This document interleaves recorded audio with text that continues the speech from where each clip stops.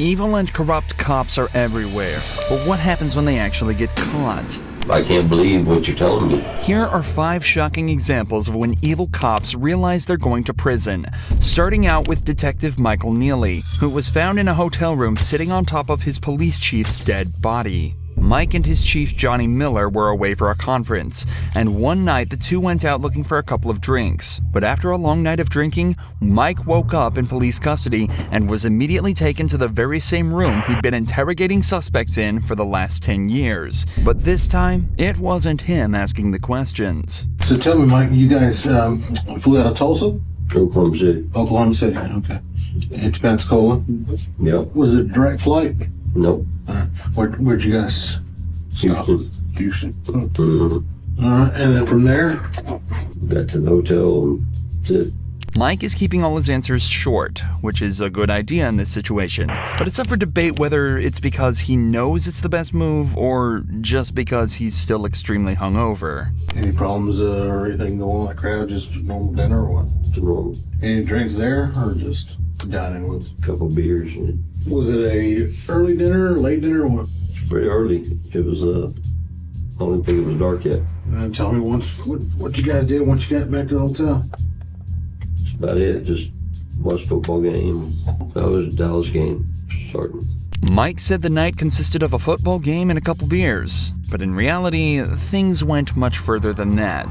Tests reveal that both men's blood alcohol levels were around or above 0.3. To put that in perspective, a level of 0.4 is widely considered to be a fatal dose, and 0.3 will likely result in alcohol poisoning, a condition that can lead to death and loss of consciousness. Either way, both men will have been completely out of control of their own emotions and actions, likely leading to the horrifying events that occurred that night. Do you remember hotel staff or a hotel employee coming up and telling you guys to keep it down? I don't remember that. So what is the last thing you remember as far as that evening until the football game? I mean, I know you're asking me questions, but can I ask you a question? Absolutely. Okay, homicide. Who is dead? Dead. Dead. Yes, sir. I guess I probably don't have anything else to say then. I've got nothing to say to you. Mike was initially told he was brought in for a homicide investigation, but only now told that it's his police chief Miller who died. Remember, Mike was so drunk last night that he almost certainly doesn't remember a thing. So knowing how bad his current position is, he decides to invoke his right to silence, telling the cops that he's got nothing else to say. But these are trained detectives, and they're about to put all their years of experience to work. Michael, you've been charged with second-degree murder. Okay. I had no idea what I was being charged with. Yeah, you're being charged with second-degree murder, and you're fixing to be booked in the Escambia County Jail with no bond. And we've already notified your wife. Okay. And The victim, Yes. I'm assuming. yes. Okay. You have any questions for us? I mean, I've got 1,000 of them, but I mean, really doesn't make it. Well, I mean, sure it does. I mean, if you want to talk, we'll sit here and listen to you talk. I mean, we'd love to know what the heck happened. But I mean, that's up to you. I mean, we'll answer your questions, in return. So I would love to know what happened to, Well, I mean, do you want to continue to talk to us? If you do, then I mean, we'll tell you what happened. I mean, I would love, I would like to know what happened, because I'm telling you, I don't have any memory of any of this shit, and I'm shocked. Do you want to continue talking to us? Yeah, I mean, I'll continue to talk. I'd like to know what happened. The detectives use 2 techniques here to persuade Mike into staying with them. First, they're reminded of the position he's in, almost threatening him with the punishments he's immediately facing. Then they ask if he has any questions for them. Obviously, given that they know Mike has no recollection of the previous night's events, he'll be scrambling to figure out what happened and if there's any way out of it for him. Imagine you woke up in a jail cell being told you're going to prison for killing your boss while blackout drunk. You do everything you could to piece together that night's events. Mike is now starting to realize that's his only option. Watch how his demeanor changes as he starts to almost join in his own investigation.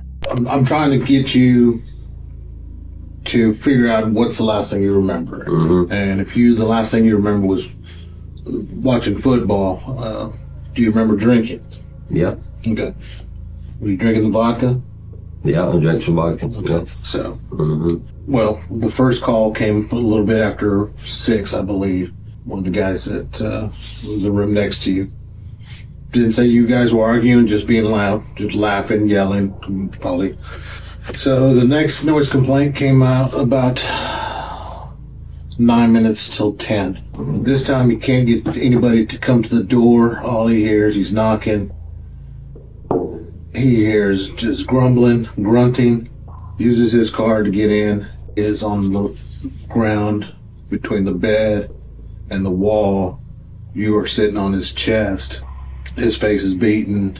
The statement that was given by the second noise complaint could hear a male saying, Mike, stop, and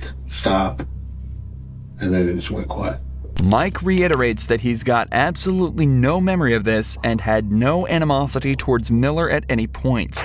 However, he also doesn't show remorse at any point. He just sits there confused and quite obviously only concerned for himself, repeating that he just can't believe what happened. The officers detail a little more about Miller's body and try desperately to get Mike to remember anything at all about the events, but he just sits there in complete disbelief. I mean, you can't think of anything that would have triggered you to jump on? Nothing. I mean, it's nothing. It's unbelievable. Anything else?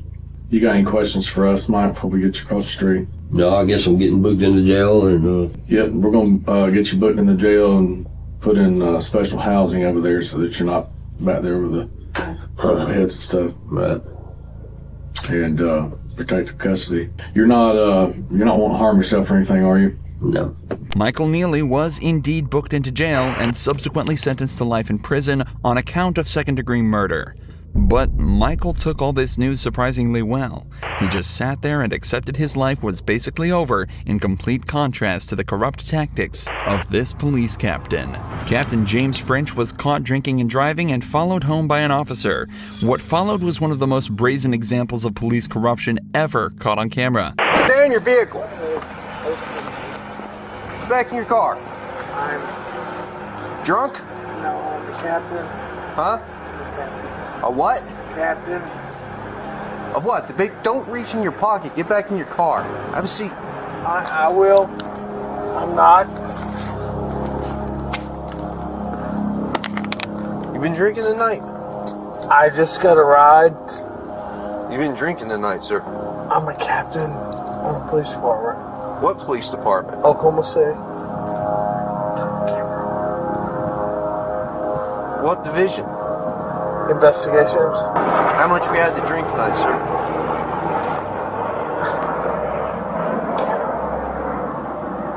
Please.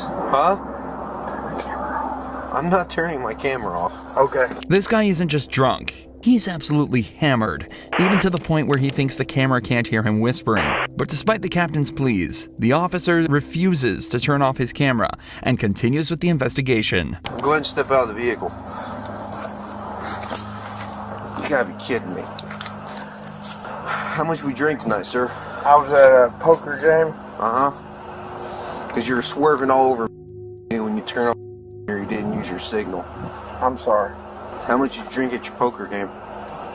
Not much. Not much? How much is not much? I don't know. Beer? Liquor? How Beer. many beers? 3 or 4. 3 or 4? How long ago was that? It's been going on a while. How long ago did you drink your last beer, sir? What time is it now? It's 0140. Midnight. You think you should drive it? No, but I came from 4 blocks. Your mom lives here. I live here. You live here. Yes. Forward to the rear of your vehicle. Okay. You got any weapons or anything on you? I do not, sir. Those must have been a strong few beers, as not only was he stumbling over his words, but apparently also swerving across both lanes on his way home. The captain is then searched and told to stand in the open where he's tested on his balance and sobriety. Hands down by your side, please. Look straight ahead. You see the tip of my pen, sir? I do. I want you to follow the tip of my pen without moving your head, okay? Come over here where it's a little bit more level. I'm going to demonstrate for you first. While I'm demonstrating, I want you to stand with your feet together, hands down by your side, just like this. All right, sir? What's your name? Matt French. Matt French. Mr. French, stand just like that for me. When I tell you to begin, okay, I'm just going to demonstrate for you first. I want you to pick a foot of your choosing. It doesn't matter if it's your left or your right foot. I'm familiar. And I want you to lift it approximately 6 inches off the ground. And while you look at your toe, I want you to count by 1,000s, 1001, 1002, 1003, 1004, 1005, so on and so forth until I tell you to stop. At any point in time you lose your balance or your foot touches the ground, just go ahead and pick your foot back up and continue to count, okay? Do you understand these instructions I've explained to you, Mr. French? You may begin. 1,000.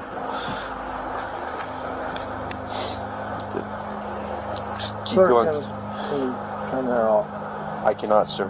please? I know you're aware of our body cam policy. You know I cannot turn off this body I camera. do, but I'd like to talk to you. I can't do that, sir. Please, Are you going to do the test or not? will you please talk to me? I'll talk to you once we're You done. can turn it off, you can turn it on. I can turn it off once I'm done with my investigation, sir. Okay. I'm a captain on this police department. I understand that, sir. I get And that. I am a sergeant on this police officer, and I I've am taken not- an oath to uphold the law. I don't am show not- favoritism to anyone, regardless. I don't care if you're a gangbanger or the president of the United States. Sir, I'm not asking you for that. If I was to treat you differently than I was to treat like some Southside loco or some pedo, how's that look on me? Okay, I'm not asking you for that. Because I wouldn't do that for any of them. Even as the captain begs him to turn his camera off and just talk, the officer stands his ground and states that he has to treat everyone the same or his job and livelihood could be at risk. He's showing a fantastic amount of integrity that unfortunately we don't get to see too often, likely due to people like this trying to pull rank. They then continue with the third and final test, involving simply walking heel to toe for 10 steps. Alright, anytime you're ready, you may begin. 1, 2, 3, 4, 5, 6, 7, 8. 1, 2, 3, 4, 5, 6, 7, 8, 9. Alright, go ahead and turn around for me. Put your hands behind your back. Are you gonna arrest me, sir? Yes, I am. Can I talk to you? Go ahead and put your hands behind your back, sir.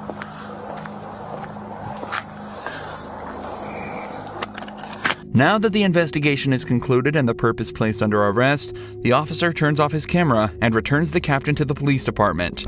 Not only was he suspended from his position as Oklahoma police captain, but he was also hit with the regular punishments for DUI, likely amounting to a small fine and a few months in jail, a punishment that Stephanie Lazarus makes look like absolutely nothing. After decades of investigations, DNA evidence revealed that Stephanie was very likely the culprit of a murder committed in 1986.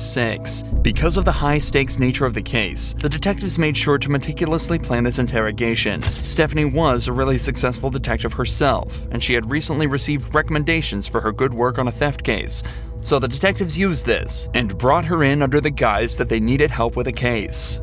I don't want to talk about this in the squadron because I don't know who people are listening. That's true. And if we go to my side, everybody's always wondering what everybody else is sure, no doing. problem. Okay? An interrogation room is a strange place for such a conversation to take place, so to put her mind at ease, detectives told her this was the place they'd least be likely to be overheard, as the case details were strictly confidential. Sherry Rasmussen's body had been found at her home after being shot 3 times. At the time, police suspected the murder was a result of a burglary gone wrong, but the case went cold when they couldn't identify the suspect. However, 23 years later, when revisiting the case, detectives found evidence that led them towards Stephanie, a girl who had been trapped in a love triangle with Sherry and her husband, John Rutten. So the detectives decided to bring up John's name to see how she'd react. Were you guys friends, close friends? Yeah, we're very close friends. I mean, what's this all about? It's a case we're working on. It involves John, and in there's notes and stuff that he knew you and stuff. Oh yeah, I mean, we were good friends. Lived in the dorms for 2 years. Was there ever any relationship or anything that developed between you guys? Yeah, I mean, we dated.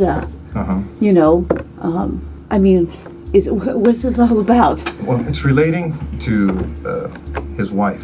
Both the detectives and Stephanie have tried to seem as friendly and relaxed as possible around each other, but Stephanie is obviously starting to get very anxious at this point. Even though the detectives gave a somewhat believable excuse, she is now in an interrogation room faced by 2 detectives being questioned about a girl she supposedly murdered 20 years earlier. Her breathing has become faster, and her language is defensive, and her movements have become more erratic. And you're right. I mean, if you guys are claiming that I'm a suspect, then, you know, I got a problem with, you know, with that. Okay. Okay? So, you know, if you're doing this as an interrogation, you're saying, hey, I'm a suspect. Well, now I got a problem with, you know, now you're accusing me of this? Is that what you're saying? Obviously, you know about all the DNA stuff and things of the nature that, you know, gets done on cases nowadays. You know, if we asked you for a DNA swab, would you be willing to give us one? Maybe. Because now Because I'm thinking I probably need to talk to a lawyer. Stephanie chooses to provide DNA evidence, hoping her willingness to help out would ultimately prove her innocence. But, unfortunately for her, just 5 minutes later, the detectives decide they've heard enough and put her in cuffs. But to this next cop, Jalen Fleer, a single felony charge looks like child's play. Can I ask, is this something I should have lawyers on? In April 2020, San Diego police received tips that a man had been engaging in with a local child. 2 months of investigation led directly to Jalen and a mountain of questions that desperately needed answering. So, I know that I have a lot to delve into, but I really want to get to know you first, if you don't mind. Definitely. Okay. So, I'm going to lean back and get comfortable. Just because... Are you comfortable? Do you want to take off your duty belt? No, I'm good. Okay. Can you tell me a little bit about your upbringing? Yeah, so... I will ask what this is about. Yeah, so we're looking into some allegations that were made. We're kind of... It started with a Crime Stopper report, so we're just kind of going from there. We did receive a picture that... you know, when we looked into it, it looks similar to you, so I don't know if you can take a look at the picture and just tell me if you've seen this picture before. Oh, I have like 15 million things here. Okay. As soon as the allegations are brought up, Jalen becomes visibly stressed. He leans forward tentatively in his chair, clasps his hands together softly, and clenches his jaw. It's obvious he's worried about whatever he's about to be shown. The detectives have made it clear that he is not currently being detained and is free to leave at any time. However, she is making a noticeable effort to make him feel relaxed, using a bubbly and friendly persona to put him at ease. So this picture right here. Yeah, that's definitely me with the Grossman. Okay, so this picture right here, how old were you when it was taken? I don't know, 20? 20? Okay, cool. That makes it very easy. So as far as like the picture, so this photo came up in connection with some allegations about you communicating with a younger female on Snapchat. Okay. Can I ask, is this something I should have lawyers on? Jalen is starting to seem more and more stressed. He begins to sway in his chair more and becomes more closed off with his answers. But the pressure he's feeling now is nothing compared to what the detective is about to lay on him. So, you know, this, like I said, this photo was sent to this person, so they were in possession of it, and we can't find any connection or reason why this photo would end up with this particular person if it wasn't shared by someone you may know or yourself. I agree, yeah. My wife would have done it, so I don't know why she would share that. So, well, along with the photo came some additional information about your personal life. Okay. And based on some of the information you shared with me today, it seems to add up. Okay. The account that shared the photo and the information was called J178211, a seemingly random selection of numbers, until you realize that 17 was his college baseball jersey number, 82 was his high school jersey number, and 2011 was the year he graduated in. If this account was operated by a so-called enemy of Jay, they'd sure done their research. Jay, I'll be very honest, I want to know the truth. Yeah, no, never even heard of that account. Okay. Have you ever shared any images of your with anyone? Yeah. Okay. And how many times would you say you've done that? A lot. Did you ever share any videos of you having with anyone? With anyone? No. I've always had personal videos of me and my wife. That was it. And my ex actually had one, but... Jalen then rightly decides that he's already answered enough of the detective's questions and asks him for a lawyer. However, unfortunately for him, he's quickly handed a search warrant, allowing the police to seize DNA, his phone, and his car. Police used this to gather a mountain of evidence against Jalen and, just a few weeks later, turned himself in. Jalen was charged with 20 felonies, including engaging in lewd acts with children under the age of 14, pandering children under 16, and engaging in a child under the age of 16. A few months later, he was sentenced to 12 years in prison, a fraction of the amount Grant Hardin received after a murder investigation led to the shocking discovery of a crime committed over a decade earlier. Grant has been apprehended on suspicion of murder, but the secret he was hiding would end up making him so desperate, he would try everything he possibly could to escape. On the 23rd of February, James Appleton had pulled into a parking lot on Ganridge Road to take a phone call with his brother-in-law. Suddenly, a loud banging sound was heard over the phone,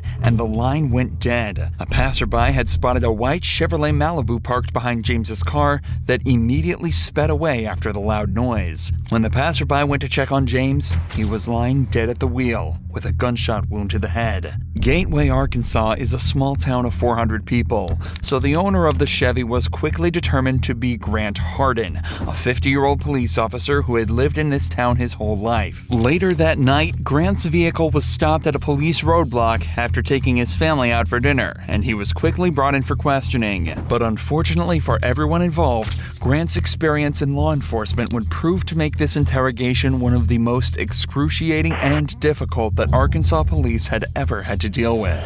I'm Detective Chamberlain. I know we haven't met. James Chamberlain. Okay, yeah. Did you used to be a police officer somewhere? I recognized you, but I wasn't 100% sure where I knew you from. But somebody said that you used to be a police officer in Gateway or something like that. Okay. The interrogation begins casually as Detective Chamberlain opens with questions about Grant's career. As they're both police officers, he assumes he can strike an immediate middle ground with him, building trust between them and hopefully getting him to relax so he'd give up information easier. A strategy that he'd soon find out had the opposite effect. Grant is then read his rights, but decides this is where he's going to start making it difficult for the detectives. Here's the thing. I want to talk to you about what you've done today, okay? Can you just take me through when you woke up this morning to when you got stopped by the police out there in, what's the name of that road that you're on? I'm sorry, I'm going to drop. Gantt Ridge? I'm not going to say anything after I've been read those rights yet. Okay.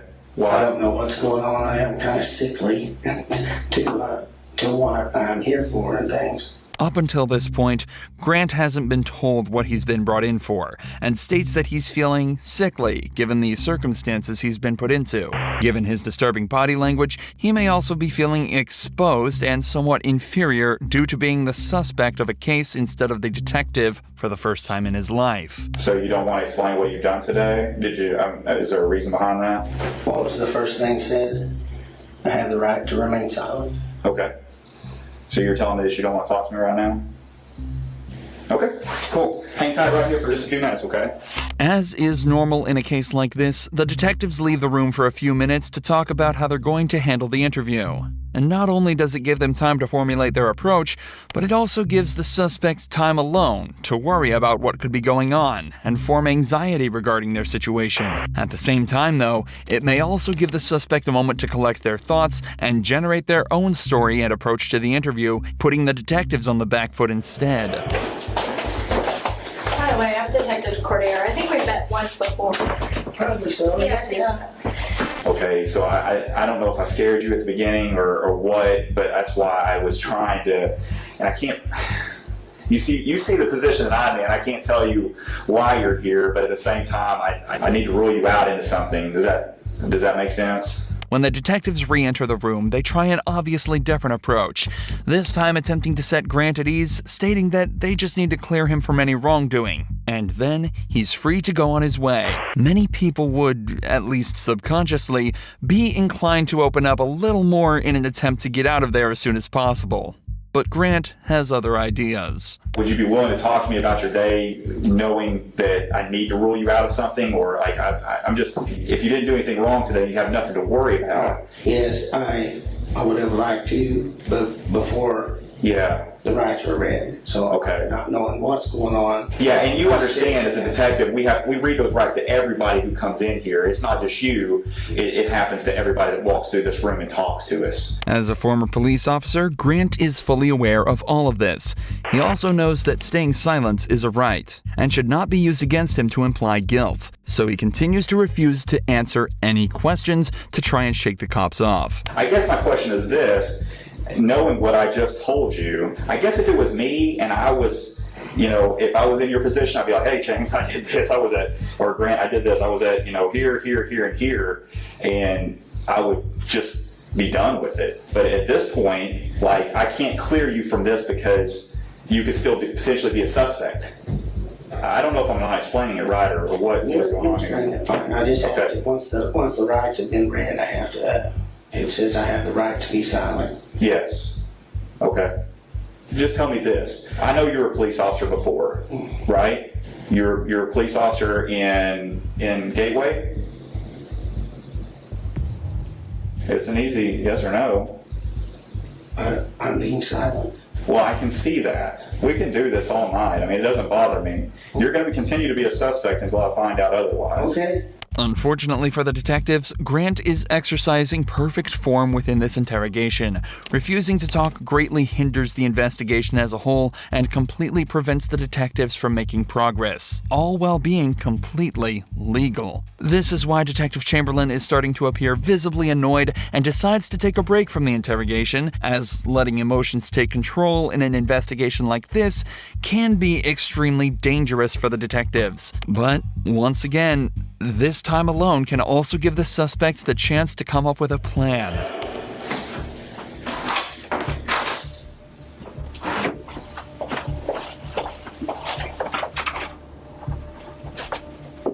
Hello, I need to go. You need to go where? Home or get ready for work in a little bit. Okay, we'll just have a seat and I'll get it for you. Okay. Okay. All right, thank you. Hey, Brandon. Yes, sir. The other officer told me you want to talk to me again. What's going on? I'm just ready to go. Okay. And I'm not ready for you to go yet, so you're not going to be able to go. I've got other things that I'm doing right now, so. I was gonna go. Oh, no, you're not going to tell you go. that. Okay. Yeah, no, you're not. But I wanted, okay.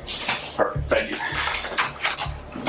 Oddly enough, in many other investigations like this, now is around the time where an officer may attempt to come to a decision regarding the suspect. The interview is obviously at a complete standstill and no progress is being made in any direction. The standard protocol would be to either gather the information needed to charge the suspect for a crime or release them based on a lack of evidence. But whether the detective thinks he can extract more information or if it was an ego-based decision, Grant is told to stay and continue the interrogation. The police then try to take some time to piece together more of the story, talking to witnesses to try and place Grant at the scene of the crime. Despite his silence being perfectly legal and acceptable, it greatly increases the detective's suspicion towards him. Suspicion that's only heightened when Grant's wife says that his only alibi was that she thought he was spreading grass seeds at the time of James's death. All signs point towards Grant, and Detective Chamberlain goes back in for round 3. Detective Cordero is talking to your wife right now. I talked to her a little bit. So I've kind of got a timeline of where you were and where you weren't today. We all know what happened, okay? I'm not trying to get you in any trouble. I'm not trying to get her in any trouble. You've got a little daughter, 16, who needs her parents, okay? I don't know if you've had a problem with this guy for a while, and this was an accident, or you maliciously chased him down, or what happened. But if I don't get your side of the story, I won't ever know. We're writing a book. You got chapter 1, you got chapter 2, and chapter 3. Chapter 1 is what happened today, what started out today, how your day started. Chapter 2 is what led up to the incident, and Chapter 3 is you telling me about what happened to lead you up to that. I know you went to eat, out tonight. I know what you said at dinner. I know that you went to Lowe's afterwards. I know everything, but I don't know what caused the incident. And if I don't know that, I've got to assume the worst. I'll let you think about it. I'll give you one more chance here in a few minutes, and I'm not going to talk to you anymore. I'm telling you that. Well, what happened? I know, you know. We have witnesses that put you there. They physically ID'd you. The 2 cars that drove by. Look, man, I just want to know why it happened. I'm going to sleep good tonight regardless. I don't think you will. At the time of the murder, when the 2 cars were parked up beside each other, the man in the white Chevrolet waved the passerby past before the gun was fired. As they passed, they were able to get a good look at the driver. And unfortunately for Grant, it was Andrew Tillman, another resident of the small town who had known him since he was a child, and was hence able to undoubtedly place him at the scene of the crime as the gun went off. Both Grant and Chamberlain know without a doubt what happened to James, but Grant also knows that his only chance of escaping is to continue to remain silent and pray that they can't gather the evidence they need. The detectives are now forced to try almost anything they can think of to get movement out of Grant, starting with allowing him to see his wife and daughter in hopes that it will invoke some sort of emotional reaction within him and get him to talk. Your wife's about to leave. She wanted to give you a hug before she left. Are you good with that?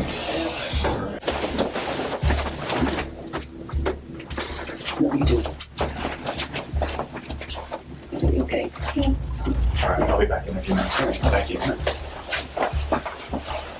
Unfortunately, even this doesn't work. So instead, Detective Cordiero decides to return alone with a more calm and sympathetic demeanor in a second attempt to build trust with Grant. Often, male suspects are more likely to build a subconscious connection with female detectives due to them often thinking that they're less threatening and more understanding. Realistically, this is the last option the detectives have. All right. Get ready to think about laying down up on that desk, but it looks awful hard. Yeah, I don't know if you'll be any more comfortable up there than what you are now. Can you help me understand how we got to this point? I don't know. I don't know. Man, I remember being on patrol and running into you one night. Help me out on a call, back me up. Oh. It was way back in, I guess almost 3 years now. Well. Two. Yeah, probably something like that. Yeah, something like that. You guys are always good to help us, help me too. Yeah, absolutely. Brad, you was always right there, man. Cordiero opens up with an anecdote about how Grant apparently backed her up on a case 3 years ago. Even though he doesn't necessarily remember it, this will give him the idea that Cordiero will be even more sympathetic and helpful towards him as he's done her a favor in the past. It also allows them to continue reminiscing about their time on the force and the people they've worked with, further strengthening the subconscious bond Grant will be creating. I just don't understand how we got to this point. Yeah, me neither. You're willing to talk? Tell I'm me. just ready to go to bed. I don't blame you. Me too. Me too. And if we could do that, you just talk to me. Well, I just have to, since you read those rights, I have to do the right. Well, what's the difference? You know the difference. Regardless of something happened or not, and if it did, if it was an accident, well, tell me. Like, let me help me help you. Like, I want to know what I can do or what happened today to be able to explain it later. I don't know what happened today. I just need to. You know, people are going to have questions. Mm-hmm. Your family. Well, I have questions. Well, exactly. So why can't we figure this out together? Cordiero is making a conscious effort to use inclusive language, such as, "We will figure this out together." This and her open and expressive body language are both techniques she's using to make Grant feel more relaxed, and as though he's part of the solution, not the problem. She's also making every effort to be nice to Grant, in hopes that maybe he'll finally open up to her, or at least give her a way in. We can start from the very beginning. I mean, I know you probably slept in because you work nights. I work nights. Trust me, I worked nights for almost 4 years. I understand how that sleep schedule is. yeah, sleep's all So, messed up. did you sleep in today? Yeah. I bet you did. You could have got to work tonight, huh? Yeah. Yeah. What time did you get up? Noonish. Around noon. That's usually what time I got up too. Did you watch anything good on TV? Usually that's what I do. I'd eat and watch TV. I'll woke myself up a little bit. Anything good? Same old stuff Oh yeah? on TV. You watch the same episodes? Or like, do you have a specific TV show you would wake up and watch? Well, we watched, my wife always has it on, I can't remember what channel it's called, right now, TV Land. Oh, okay. I haven't really watched any of that. I couldn't even tell you what it was about. Is your wife like that? Oh, well, I think she'd better watch other stuff, but Yeah. It might not be about the case, but finally, Grant is talking, and Cordero has found her way in. If she can keep the flow of this conversation up, she might be slowly able to extract information from him even without him knowing. Talking about specifics such as TV shows and sleep schedules, even that could lead to catching him in a lie, and placing him in certain places at certain times. But most importantly, she's building a connection with him and continuing to let him talk, which increases the chance that he either slips up or decides to make it easier on the detectives and answer a question. But predictably, as soon as Cordero started asking him to talk about the case again, he shut down once more, refusing to answer any more questions and staying silent. I think you have a lot to live for. Beautiful family, who I've had the privilege of talking to. The way I look at it is you're a man. Men face their mistakes and they own up to them.